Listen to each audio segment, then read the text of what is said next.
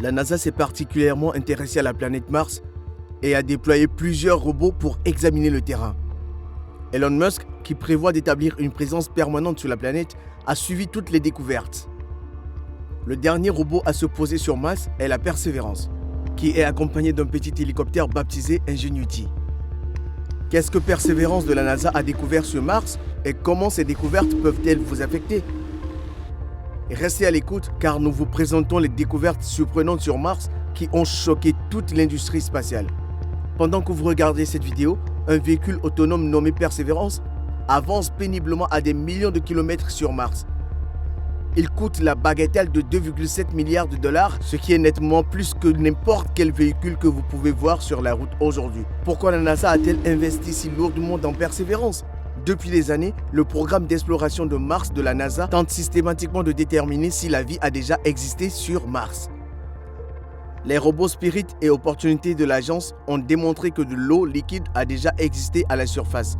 Et le robot Curiosity de la NASA a découvert sur Mars, il y a environ 4 milliards d'années, des conditions qui pourraient avoir favorisé la vie telle que nous la connaissons. Désormais, Perseverance va rechercher directement des signes de vie passée. Perseverance a été lancé le 30 juillet 2020, au milieu des luttes et de la panique de la pandémie mondiale de Covid-19. Il s'est posé le 18 février 2021 dans le cratère G0, site d'un ancien lac et de delta fluvial.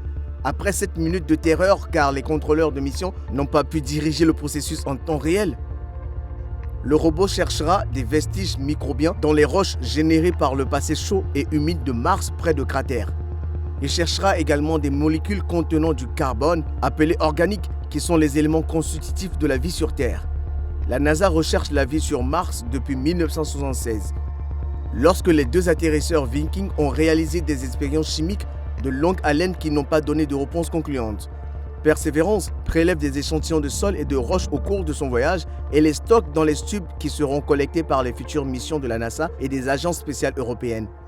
Malgré les progrès technologiques réalisés dans la construction d'instruments de recherche compacts et de faible puissance pour les missions spatiales, de nombreux types d'analyses de laboratoire ne peuvent toujours pas être réalisés dans l'espace ou ne peuvent pas être effectués de manière très précise. En outre, la science consiste principalement à reproduire les résultats. Le fait de ramener les échantillons de Persévérance sur Terre nous permet de mener les mêmes études scientifiques dans plusieurs laboratoires. À quoi ressemble Persévérance? Il s'agit d'un robot martien d'une tonne, à 6 roues de la taille d'une petite automobile, conçu de la même manière que la Curiosity à propulsion nucléaire. Perseverance peut fonctionner dans les tempêtes de poussière qui empêchent les engins spatiaux à énergie solaire de recevoir la lumière du soleil. Pour atterrir, Perseverance a amélioré la routine d'atterrissage compliquée de 7 minutes connue sous le nom de 7 minutes de terreur. Perseverance a été descendu sur les derniers mètres de la surface à l'aide d'un parachute supersonique, d'une descente propulsée par un propulseur et de câbles en nylon. Les scientifiques et les opérateurs de mission collaborent pour déplacer Perseverance vers des endroits prometteurs en utilisant les images des caméras de navigation placées stratégiquement autour du robot et les images des satellites en orbite comme l'orbiteur de reconnaissance de Mars de la NASA. Perseverance étudiera tout endroit fascinant, prélèvera un échantillon, le scellera dans un minuscule tube et le placera à la surface pour le ramener sur Terre. Perseverance dispose de 2 spectromètres Raman, des appareils de recherche qui projettent une lumière ultraviolette sur une roche ou un morceau de sol et examinent la signature lumineuse réfléchie pour identifier les composants chimiques présents. Perseverance en a un sur son bras robotisé appelé Sherlock et un autre à l'intérieur de Supercam, un dispositif situé au sommet du mât du robot qui porte un laser capable d'attaquer des roches à plusieurs mètres de distance. Perseverance est également équipé d'une caméra installée sur son bras robotique qui peut voir des objets aussi petits qu'un grain de sel et son arrière inférieur est équipé de Rimfax. Un radar qui peut repérer des poches d'eau jusqu'à 10 mètres sous la surface. Une station météorologique nommée MEDA est à bord de Perseverance, tout comme Moxie, un dispositif de la taille d'une batterie de voiture qui absorbera le dioxyde de carbone de l'atmosphère martienne et produira de l'oxygène. Moxie démontrera la viabilité de la production d'oxygène pour les futurs humains et son utilisation comme carburant de fusée sur Mars. Musk sera très attentif à cette partie, car il veut développer un moyen pour ses colons martiens de respirer l'oxygène. Le robot Perseverance est rejoint par un petit hélicoptère appelé Ingenuity. L'hélicoptère n'a pas d'impact direct sur la mission de Perseverance. mais il aidera la NASA à apprendre comment les machines volantes peuvent fonctionner sur Mars. Depuis son atterrissage, Perseverance a été occupé par ses caméras, qui ont renvoyé plus de 100 000 images de Mars. Ces photos nous aident déjà à comprendre comment le terrain a été façonné par l'eau et fournissent des preuves qui guideront la recherche d'une ancienne vie microbienne. La NASA a rendu les images brutes accessibles au public, qui peut les consulter dans une galerie en ligne. Les photos comprennent un selfie emblématique avec Ingenuity. Ingenuity a volé au moins 19 fois, dont la première le 19 avril 2021. Il s'agit du premier vol motorisé à se dérouler sur une autre planète. Ingenuity possède 2 caméras. Une caméra couleur de 13 mégapixels orientée vers l'avant avec des capacités d'imagerie stéréoscopique et une caméra de navigation en noir et blanc orientée vers le bas. Ingenuity ne se contente pas de produire des clichés haute résolution. Il développe également une représentation 3D haute fidélité de la topographie martienne. Le genre d'image 3D qui saute aux yeux lorsque vous mettez ces attrayantes lunettes rouges et bleues. Perseverance, quant à elle, a permis d'accomplir quelque chose de plus spectaculaire. En fait, cette prochaine percée a le potentiel de transformer à jamais le visage de l'exploration spatiale. Une autre première pour cette mission a eu lieu lorsque le gadget de la taille d'une batterie de voiture en or a généré de l'oxygène à partir de dioxyde de carbone dans la base atmosphérique martienne.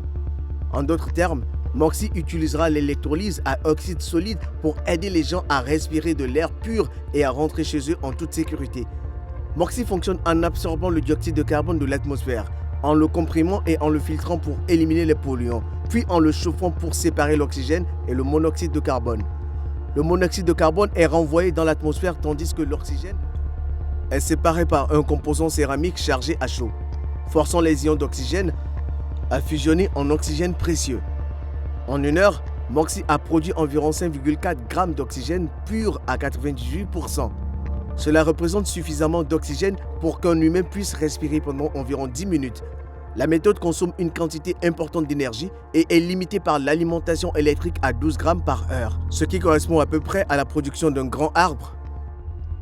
Les scientifiques pensent que si cette technologie est développée jusqu'à environ 100 fois sa taille actuelle, elle pourrait être utilisée non seulement pour fournir de l'air respirable aux futurs explorateurs, mais aussi comme propulseur pour faire décoller les astronautes de la surface. Vous vous souvenez peut-être que Musk a l'intention de générer du propelgol pour alimenter le vaisseau spatial directement sur Mars à ce stade. Perseverance a également été occupé à collecter des échantillons.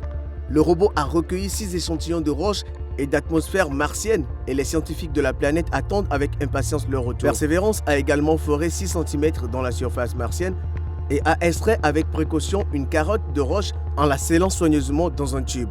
C'était la première fois qu'un vaisseau spatial prélevait des échantillons sur une autre planète qui pourrait éventuellement être ramené sur Terre. Une fois les échantillons livrés, les scientifiques pourront les analyser à l'aide de technologies qu'il pourrait être impossible de transférer sur Mars. En plus de la collecte d'échantillons, Perseverance a obtenu une autre confirmation importante sur Mars. Les scientifiques ont confirmé que le cratère G0, une dépression sèche érodée par le vent aujourd'hui, était autrefois un ancien lac alimenté régulièrement par une rivière de 120 milles de long, autour de 3,7 milliards d'années. En analysant l'une des caractéristiques géologiques les plus massives du cratère, l'escarpement du delta.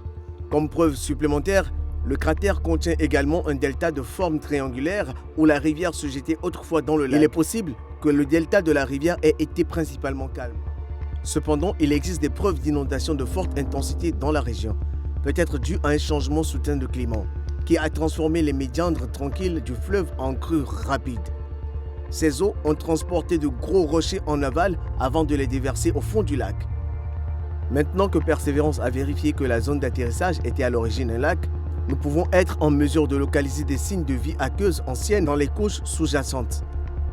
Cependant, Perseverance a également découvert des molécules organiques au cours de son bref séjour sur la planète. Des produits chimiques organiques contenant du carbone ont été découverts dans certaines roches du cratère G0.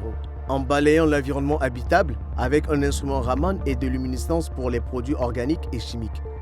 Les molécules contenant du carbone ont été découvertes à la fois à l'intérieur des roches abrasées et dans la poussière des roches non abrasées. L'eau est source de vie sur Terre et les scientifiques affirment que les premiers acides aminés ont été produits dans une eau riche en composants organiques.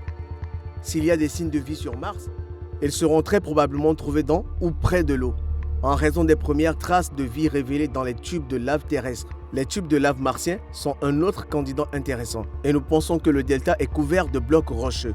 Nous ne savons pas comment ni comment ils sont arrivés, mais seules d'énormes inondations sur Terre sont capables de transporter des blocs rocheux de cette taille. Nous pensons en apprendre davantage sur l'histoire géologique de Mars et sur la mesure dans laquelle la planète était humide dans un passé lointain en analysant les images et les données recueillies par Rimfax, Sherlock et Watson. Le robot Curiosity sur Mars vient de rapporter une image d'un élément intrigant dans les roches de la planète rouge.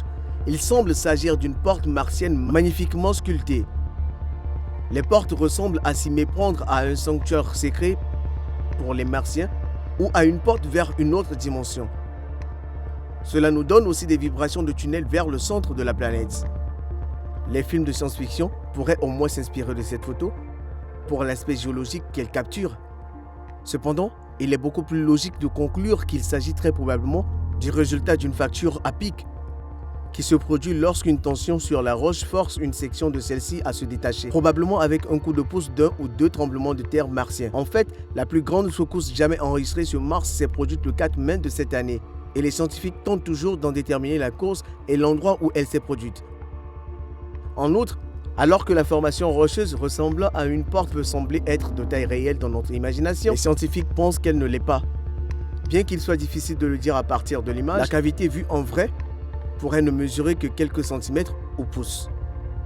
Les images du robot et de l'atterrisseur de Mars ont montré un éventail remarquable de la géologie de la planète rouge, notamment des cratères remplis de glace et des formations rocheuses en forme de chevron. Lorsqu'il s'agit de découvertes spatiales effrayantes et ressemblant à des habitations extraterrestres, il est important de ne pas se laisser emporter par ce que des images floues peuvent indiquer. L'année dernière, le robot chinois Yutu 2 a découvert un objet bizarre en forme de cube sur la Lune. Une enquête plus poussée a révélé que la maison extraterrestre n'était en fait qu'un autre rocher, étant donné sa forme cubique due à des effets de lumière et de perspective. Compte tenu de ce que Curiosity a découvert dernièrement, c'est une possibilité. Il y a encore quelques années, nous ne savions même pas si l'eau existait ailleurs dans le cosmos. Aujourd'hui, nous avons une petite colonie de robots sur une autre planète qui cherchent des signes de vie et qui regardent dans le sol pour vérifier s'il y a de l'eau. Qui sait ce que persévérance et ingéniosité permettront de découvrir sur Mars dans un avenir proche? Dites-nous ce que vous en pensez dans la section des commentaires ci-dessous.